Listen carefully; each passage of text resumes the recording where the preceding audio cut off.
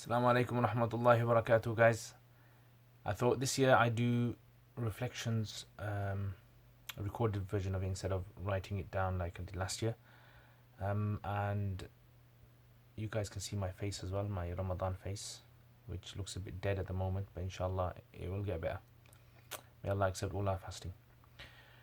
Surah Al-Baqarah has many lessons that we can learn from it. I think one of the most important things for us to learn is the mistakes that the past nations made.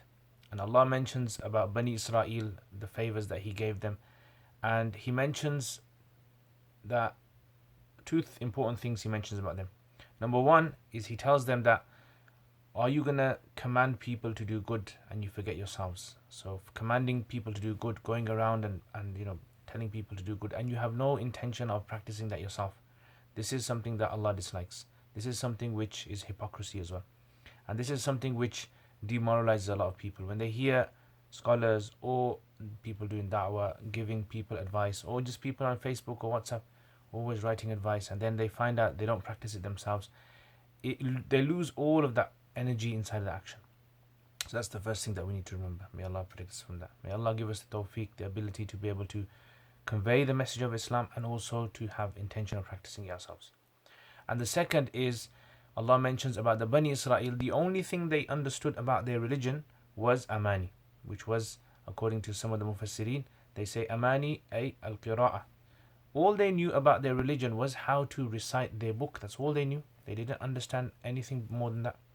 This is something I think a lot of us are troubled with today. We know about Islam is recitation, that's all. And our aim is just to recite the Quran in Ramadan and end of story. This shouldn't be our goal. Our goal should be to apply, to ponder over the words of the Quran and to bring it into our lives as well. So, by doing this, what will happen? First of all, we won't fall in the same traps that they fell into. And secondly, we'll also benefit so much more from the words of Allah that we would never benefit by mere recitation of the Quran itself. Now, recitation is very rewarding, but at the same time, it's always important to act upon, to learn about. So this Ramadan, try to make it a concerted effort to learn the Quran, inshallah, and to apply the Quran in our lives. Jazakumullah khair. Assalamu alaikum wa rahmatullah.